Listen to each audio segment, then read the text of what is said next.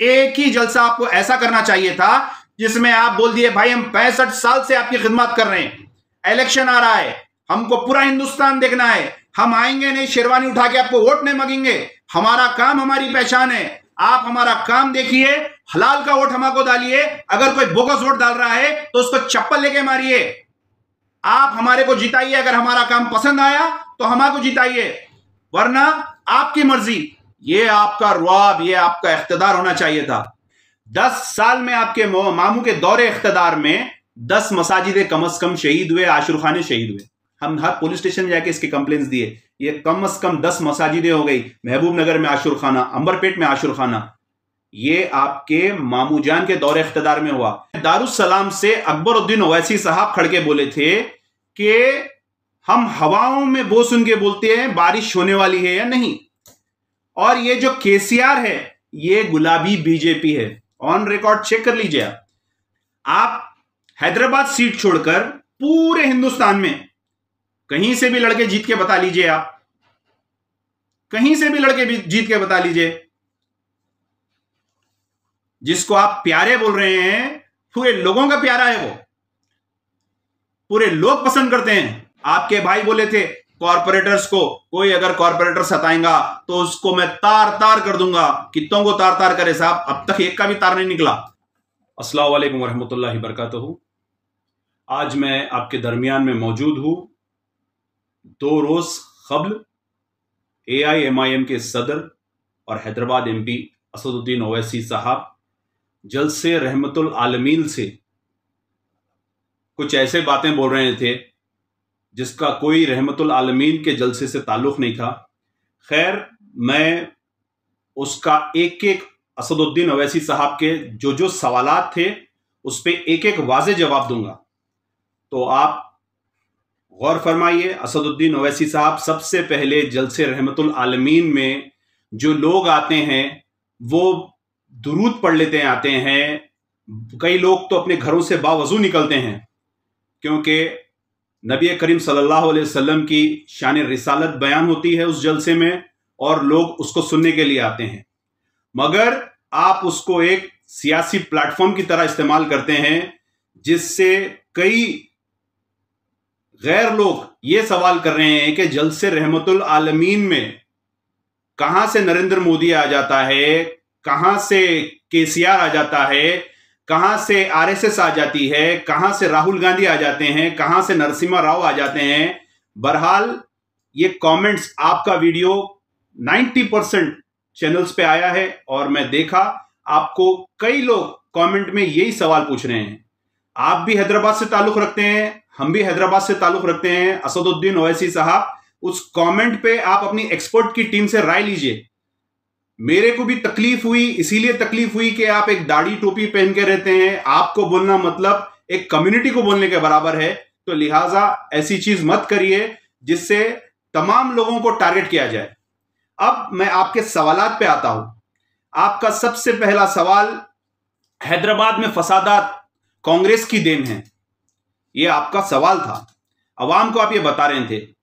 असदुद्दीन ओवैसी साहब, आपके मरहूम दादा वाहिदुद्दीन ओवैसी साहब, आपके मरहूम वालिद जनाब सुल्तान सलाउद्दीन ओवैसी साहब, आप असदुद्दीन ओवैसी साहब, आपके भाई अकबरुद्दीन ओवैसी साहब मौजूद, आप तमाम उस टाइम से लेके आज तक कांग्रेस के साथी थे। तो क्या फसादात आप लोग ने करवाया? क्या फसादात की जिम्मेदारी आप लोग की है? क्योंकि आलमपल्ली पोचैया से लेकर मेयर माजिद हुसैन तक ग्रेटर हैदराबाद म्युनिसिपल कॉरपोरेशन में दबदबा आपका है। तो ये फसादात क्या आपने कराए या नहीं? ये फसादात कराने के बावजूद भी आप कांग्रेस में शामिल थे? या जिम्मेदारी आप लीजिए या फिर इसकी वजाहत दीजिए। फिर आपका सवाल असदुद्दीन ओवैसी साहब, फिर आपका और एक सवाल यह है कि यही कांग्रेस थी जिसने बाबरी मस्जिद को शहीद किया। मैं फिर आपसे यही सवाल कर रहा हूं, 1992 में जब बाबरी मस्जिद टूटी थी, यूपी उत्तर प्रदेश का उस टाइम का चीफ मिनिस्टर, बीजेपी का चीफ मिनिस्टर कल्याण सिंह था, और उस टाइम का prime minister PV Narasimha Rao था।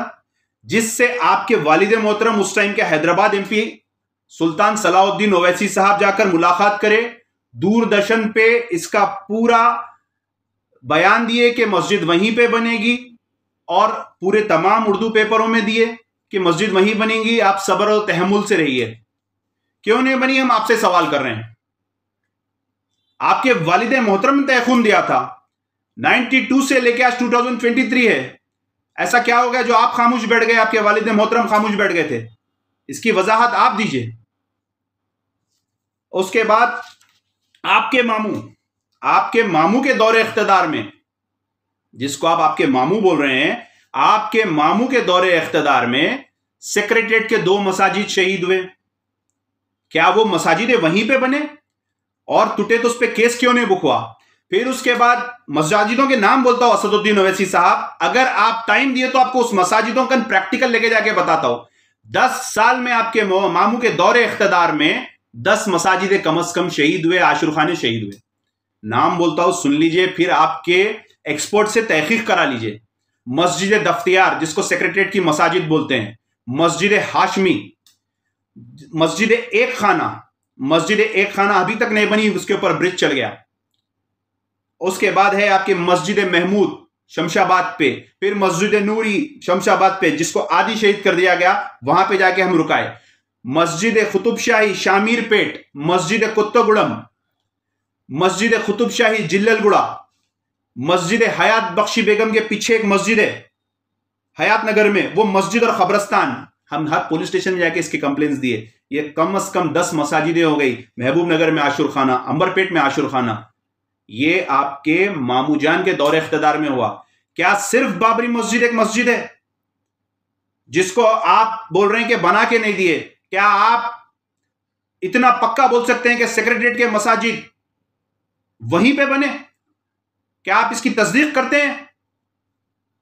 लिहाजा आप गुमराह कर रहे हैं लोगों को। फिर आपका और एक सवाल था, बताओ कांग्रेसियों, नरसिम्हा राव तुम्हारा पप्पा था या नहीं? यह आपका सवाल था असदुद्दीन ओवैसी साहब।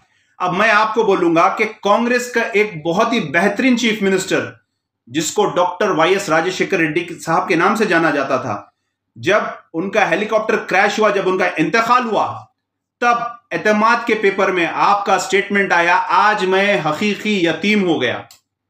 एक कांग्रेस के चीफ मिनिस्टर के इंतकाल पे आपने बोला था कि आज मैं हकीकी यतीम हो गया। तो इसकी वजाहत आप दीजिए, यतीम आदमी कब होता? यतीम आदमी कब होता, इसकी वजाहत दीजिए आप। फिर आपके मामू के पप्पा, सुन लीजिए गौर से, आपके मामू के पप्पा नरसिम्हा राव साहब की पूरे हिंदुस्तान में कहीं आपको स्टैचू नहीं मिलेंगी। आपके मामू बराबर सबसे बड़ी हिंदुस्तान की स्टैचू नरसिम्हा राव साहब की लगाए। आपके मामू हर इदारा है, चाहे वो एग्रीकल्चर डिपार्टमेंट रहने दो, चाहे वो एजुकेशन वो रहने दो, उसका नाम नरसिम्हा राव साहब के नाम पे रख रहे हैं। नरसिम्हा राव साहब के स्टैचू के नीचे आपका प्रोटोकॉल में नाम है, जबकि आप सिकंदराबाद, आपको लगता नहीं है ना, आपका कोई वहां पे एमएलए है। उसके बाद इनके पप्पा आपके नाना हुए, तो लिहाजा मामू के पप्पा आपके नाना हुए, आपके नाना का और आपके मामू का नाम हर जगह पे चल रहा है। तो इसकी भी आप ही वजाहत दीजिए। जो इतने नरसिम्हा राव साहब का जो 100 साला जश्न मनाया गया, ये तमाम चीज फिर आप उन्हीं के साथ रह के उन्हीं की मुखालिफत कर रहे हैं। तो आप अपनी क्लियरिटी दीजिए असदुद्दीन ओवैसी साहब, मैं आपके सवालात पे ही बोल रहा हूं, कोई दूसरा नहीं। अब तेलंगाना में जहां पे मजलिस का उम्मीदवार नहीं रहा, वहां पे आप मामू को कामयाब करिए। आपको याद दिला दूं, 2014 में एमआईएम का एक जलसा हुआ था, सालाना जलसा। सालाने जलसे में दारुसलाम से अकबरुद्दीन ओवैसी साहब खड़के बोले थे कि हम हवाओं में वो सुन के बोलते हैं बारिश होने वाली है या नहीं, और ये जो केसीआर है ये गुलाबी बीजेपी है। ऑन रिकॉर्ड चेक कर लीजिए आप, गुलाबी बीजेपी है बोले थे आपके भाई साहब। तो आज वो गुलाबी बीजेपी आपके मामू हो गए। और किस लिए जिताना असदुद्दीन ओवैसी साहब? आधा काम तो बीजेपी का आप कर रहे हैं, आधा काम आपके मामू कर रहे हैं। कैसा कर रहे हैं? मुसलमानों के वोट से जीतकर पार्लियामेंट में जाकर आर्टिकल 370 को समर्थन दे रहे हैं, नोटबंदी को समर्थन दे रहे हैं। ट्रिपल तलाक को समर्थन दे रहे हैं। प्रेसिडेंट ऑफ इंडिया के इलेक्शन में समर्थन दे रहे हैं। आप खड़ते बोले इलेक्शन में, नहीं, आप राहुल गांधी साहब को बोले कि इलेक्शन में हैदराबाद से खड़ो। मैं आपको फिर से एक बार वाजे बता दे रहा हूं, असदुद्दीन ओवैसी साहब, आप पैदाइशी बामुकाम हिमायत नगर के हैं। वहां पे आज तक बीजेपी का एमपी रहा, आज भी बीजेपी का एमपी है। वहां पे आपका कोई एमपी नहीं है, आप कभी खड़े नहीं वहां से। फिर वहां का एमएलए बीजेपी का था, अंबरपेट का, कभी आप वहां पे खड़े नहीं। वहां पे आपका कॉर्पोरेटर नहीं है, वहां पे आपका इफ्तिदाई सदर नहीं है, वहां पे आपका वार्ड मेंबर नहीं है। जहां से आप, आपके दादा, आपके वालिद रहते हैं, वहां पे ना आपका एमपी, ना एमएलए, ना कॉर्पोरेटर, ना वार्ड मेंबर, ना इफ्तिदाई सदर। फिर आप बोलते हैं कि आ जाओ राहुल गांधी यहां से लड़ो। मैं आपको फिर बोल दूंगा, आपके भाई बंजारा हिल्स में रहते हैं, ना वहां पे आपका एमपी, ना वहां पे आपका एमएलए, ना वहां पे आपका कॉर्पोरेटर, ना वहां पे आपका कोई वार्ड मेंबर। फिर आप बोलते हैं राहुल गांधी आ जाओ हैदराबाद से लड़ो। आपके मुकामों पे आप नहीं लड़ रहे हैं। फिर मैं आपको बता दूंगा कि आप शास्त्रीपुरम में रहते हैं, ना वहां पे आपका एमएलए, ना वहां पे आपका एमपी। फिर जहां से आप पूरे हिंदुस्तान में मुसलमानों की बात करते हैं, मोहल्ला दारुस्सलाम, जहां पे आपका हेडक्वार्टर्स है, एमआईएम का ऑफिस, वहां पे ना आपका कॉर्पोरेटर, ना आपका एमएलए। असदुद्दीन ओवैसी साहब, आप हैदराबाद सीट छोड़कर पूरे हिंदुस्तान में कहीं से भी लड़के जीत के बता लीजिए। आप कहीं से भी लड़के जीत के बता लीजिए। जिसको आप प्यारे बोल रहे हैं, पूरे लोगों का प्यारा है वो, पूरे लोग पसंद करते हैं। जमहूरियत एक आदमी से नहीं चलती है, हुकूमत को एक आदमी नहीं झुका सकता है, उसके लिए ताकत होना पड़ता है, उसके लिए मुत्तहिद होना पड़ता है। आप प्रोग्रेस बताइए। आरएसएस का एजेंट केसीआर अब तक मुसलमानों को क्या करा, वो बताइए। 10 मसाजिदों की शहादत और एक बाबरी मस्जिद की शहादत, दोनों को मिलाकर आप बात करिए। कितने 10 साल में वक्फ बोर्ड के केसेस जीते, कितने केसेस हारे, वो बताइए। टिम्ब्रिस स्कूल जिसको आप लेके उठा रहे हैं, इसमें कितने मुस्लिम बच्चे हैं और कितने गैर मुस्लिम बच्चे हैं, ये बताइए। माइनॉरिटी फाइनेंस कॉर्पोरेशन से 10,60,000 लोग 2015 से अब तक डाल लेते आए, कितने लोगों को मिला लोन, ये बताइए। डबल बेडरूम फ्लैट्स किस किस को कहां कहां है, हैदराबाद में मिला, सिकंदराबाद में मिला, शमशाबाद में मिला, ये बताइए। सिर्फ और सिर्फ मामू है, उनु बावा है, उनु नाना है, ऐसा नहीं होता। सियासी दोस्ती तक रखिए। बस मैं आपको इतना बोलूंगा, जितने आपके सवालात थे पूरे जवाब दे दिया मैं आपको। आप जिस मुकाम से पैदा हुए, आप वहीं से नहीं लड़ सके, ना वहां से कभी आपका एमपी आया, ना वहां से कोई आपका एमएलए, ना कॉर्पोरेटर, ना वार्ड मेंबर। जहां पे आप मौजूद रहते हैं वहां पे भी आपका एमपी नहीं है, एमएलए नहीं है। पहले घर को चिराग, बाद में मस्जिद को चिराग। हैदराबाद की अवाम की एक दीवानगी है, हैदराबाद की अवाम को एक जुनून है। आपका पोलिंग परसेंटेज आप देखिए दिन ब दिन कम हो रहा।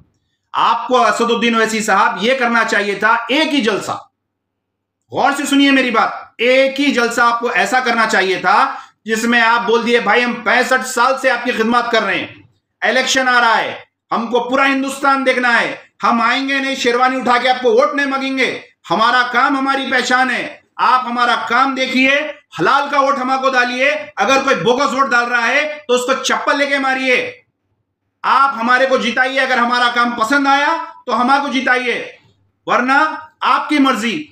ये आपका रुआब, ये आपका इख्तिदार होना चाहिए था।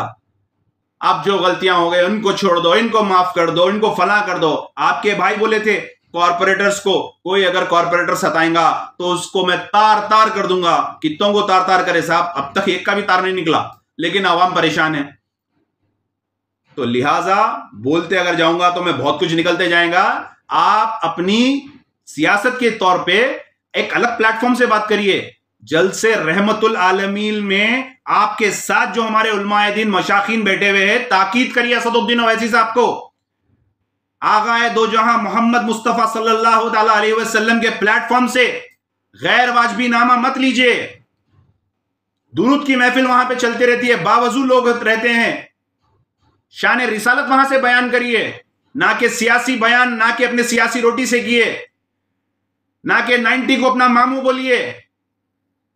लिहाजा मैं उम्मीद करता हूं मेरी बात असदुद्दीन ओवैसी साहब को समझ में आएंगी। आपके सवालों के आप ही जवाब दीजिए। शुक्रिया, अस्सलाम वालेकुम, अल्लाह हाफिज, जय हिंद।